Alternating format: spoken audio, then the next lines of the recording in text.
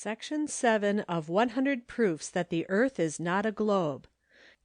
100 Proofs that the Earth is not a Globe, by William Carpenter. End matter, Part 2. Letters to Professor Gilman of the Johns Hopkins University. 71 Chew Street, Baltimore, September 10, 1886. Professor Gilman, Johns Hopkins University. Sir, in the 21st ultimo, I wrote to ask you if you received the pamphlet which I left for you at the University 12 months ago, entitled 100 Proofs that the Earth is not a Globe, and, if so, that you would kindly give me your opinion concerning it. I write, now, to ask if you received my letter. I am quite sure that you will consider that the importance of the subject fully warrants the endeavor on my part to gain the views which may be entertained by you respecting it. The 5th edition will soon be called for, and anything you may urge, for or against, I shall be happy to insert in the appendix. I send herewith a copy of the 4th edition of the pamphlet. Yours sincerely, William Carpenter. 71 Chew Street, Baltimore, October 7, 1886. Professor Gilman. Dear Sir, I am now preparing the appendix for the 5th edition of my 100 Proofs that the Earth is not a Globe, and I should be glad to receive your opinion of this work to insert in the said appendix. I can offer you from a few lines to a page, or two if necessary. Of course, if this work as a whole be a fraud, it must be fraudulent in all its parts, and each one of the 100 proofs must contain a fallacy of some kind or other, and the thing would justify your disapprobation, expressed in few words or many. If, on the other hand, the work is what it professes to be, it will certainly claim your approval. Yours sincerely, W. Carpenter. 71 Chew Street, Baltimore, October 14, 1886. Professor Gilman. Dear Sir, a week ago I wrote you a letter to tell you that I should be glad to receive your opinion of the 100 Proofs that the Earth is not a Globe, of which work 5,000 copies are now in circulation. I wrote this work, 26 pages, in 1 week, without neglecting my daily business. Surely you can reply to it in a week from this time. I will give you from 1 to 4 pages if you wish that amount of space, and send you 50 copies if you desire to have them, without putting you to the slightest expense. I will even take any suggestion you please to make as to the title which shall be given to this extra edition of my work containing your reply or opinions. I should be sorry to be under the necessity of printing this letter, with others, in my next edition, in the place of any such reply or expression of opinion, for I feel sure there is no one in Baltimore who is more capable of giving an opinion on this great subject. Trusting to hear from you in a few days, I am, dear Sir, yours truly, William Carpenter. 71 Chew Street, Baltimore, October 22nd, 1886. Professor Gilman, Sir. This is the 5th letter, and the last, to you, asking you for an expression of your opinion concerning the 100 Proofs that the Earth is not a Globe. Which would you prefer, to see my words or yours in print? I give you a week in which to decide. Truly, William Carpenter. The Johns Hopkins University of Baltimore. We are indebted to Scribner's Monthly for the following remarks concerning this institution. By the will of Johns Hopkins, a merchant of Baltimore, the sum of $7 millions was devoted to the endowment of a university and a hospital, $3,500,000 being devoted to each. This is the largest single endowment ever made to an institution of learning in this country. To the bequest no burdensome conditions were attached. The physiological laboratory of the Johns Hopkins has no peer in this country, and the other laboratories few equals and no superiors." In the first annual report of the University, 1876, we read, "Early in the month of February, 1874, The trustees of the university having been apprised by the executors of Johns Hopkins of the endowment provided by his will, took proper steps for organization and entering upon the practical duties of the trust, and addressed themselves to the selection of a president of the university. With this view the trustees sought the counsel and advice of the heads of several of the leading seats of learning in the country, and upon unanimous recommendation and endorsement from these sources, the choice fell upon Mr. Daniel C. Gilman, who at the time occupied the position of president of the University of California. Mr. Gilman is a graduate of Yale College, and for several years before his call to California was a professor in that institution, taking an active part in the organization and development of the Sheffield Scientific School of Yale College, at New Haven. Upon receiving an invitation to Baltimore, he resigned the office which he had held in California since 1872, and entered upon the service of the Johns Hopkins University, May 1, 1875. Galloway Cheston. In the hunt for truth, we are not first hunters and then men, we are first and always men, then hunters. D. C. Gilman, October, 1883. The 100 proofs that the earth is not a globe have been running around within the observation of the master huntsman and his men for a year or more. Now let the hunters prove themselves to be men, and the men hunters. It is impossible to be successful hunters for truth, if error be allowed to go scot-free. Nay, it is utterly impossible for the Johns Hopkins University to answer the purpose of its founder if its hunters for truth do not first hunt error with their hounds, and hold it up to ridicule, and then and always keep a watchful eye for the truth, lest they should injure it by their hot haste, or wound it with their weapons. Professor Daniel C. Gilman, we charge you that the duties of your office render it imperative that, sooner or later, you lead your men into the field against the 100 proofs, to show the world that they are hunters worthy of the name.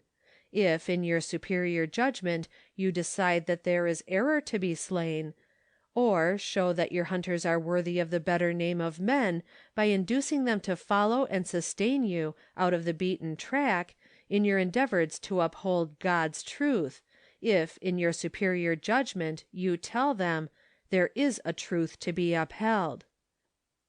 End of the appendix to the 5th edition, November 9, 1886. Professor Proctor's Proofs. A proof, cries student Brown. Says Proctor, very well, if that is all you want indeed, I've plenty I can tell. But really I have scarcely time or patience now to do it. You ought to know the earth's a globe, then as a globe you'd view it. I knew it long ago, in truth 'twas taught me in my cot, and then too old was I to doubt, too young to say 'twas not.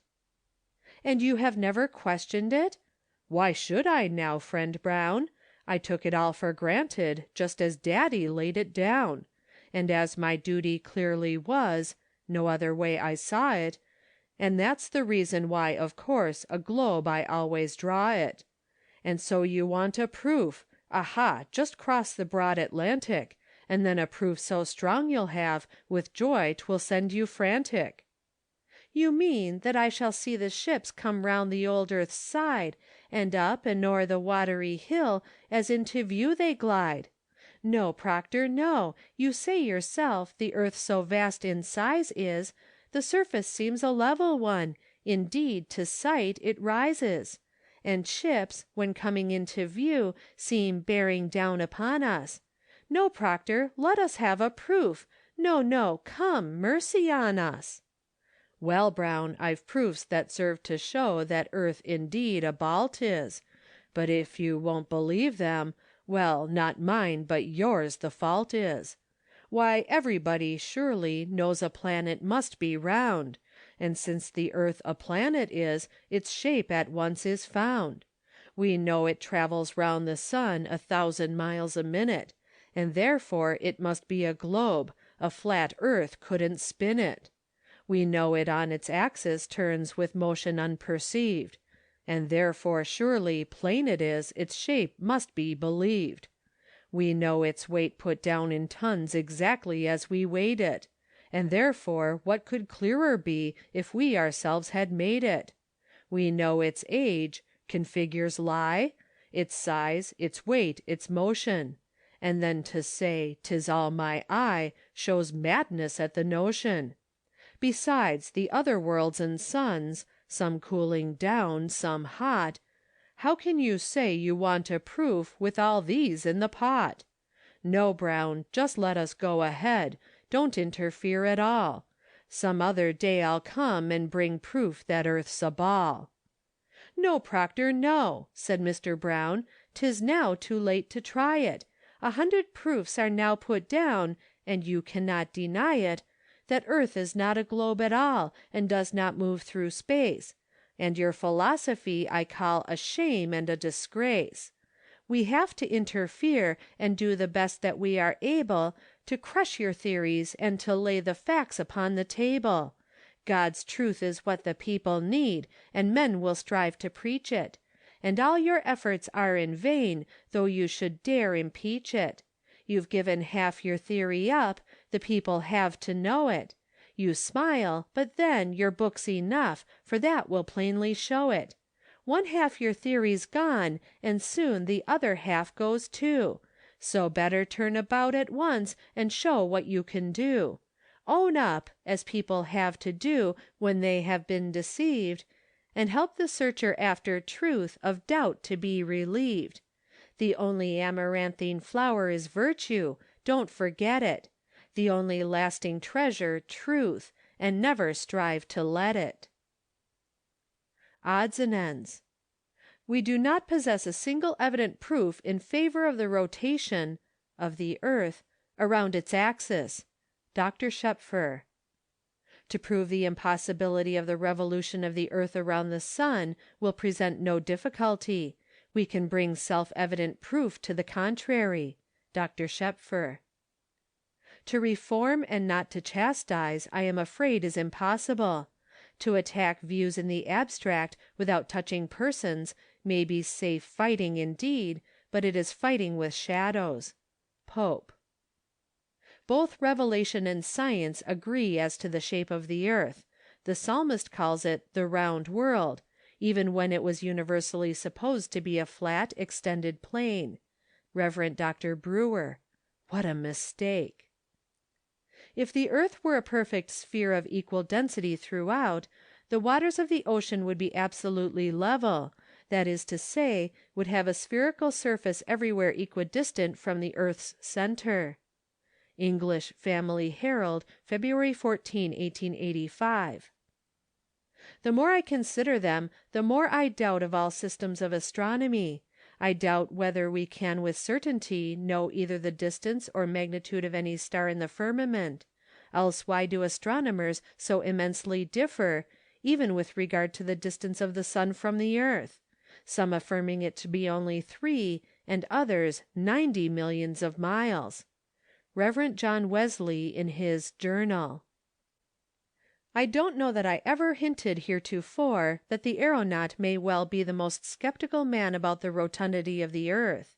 Philosophy imposes the truth upon us, but the view of the earth from the elevation of a balloon is that of an immense terrestrial basin, the deeper part of which is that directly under one's feet. As we ascend, the earth beneath us seems to recede, actually to sink away, while the horizon gradually and gracefully lifts a diversified slope, stretching away farther and farther into a line that, at the highest elevation, seems to close with the sky. Thus, upon a clear day, the aeronaut feels as if suspended at about an equal distance between the vast blue oceanic concave above and the equally expanded terrestrial basin below. Mr. Eliot, Baltimore. In the Scientific American for April 27, 1878, is a full report of a lecture delivered at Berlin by Dr. Schöpfer, headed "Our Earth Motionless?" which concludes thus: The poet Goethe, whose prophetic views remained during his life wholly unnoticed, said the following: "In whatever way or manner may have occurred this business, I must still say that I curse this modern theory of cosmogony, and hope that perchance there may appear in due time some young scientists of genius who will pick up courage enough to upset this universally disseminated delirium of lunatics. The most terrible thing in all this is that one is obliged to repeatedly hear the assurance that all the physicists adhere to the same opinion on this question. But one who is acquainted with men knows how it is done.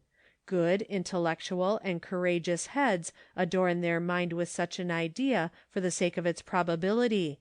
They gather followers and pupils, and thus form a literary power. Their idea is finally worked out, exaggerated, and with a passionate impulse is forced upon society.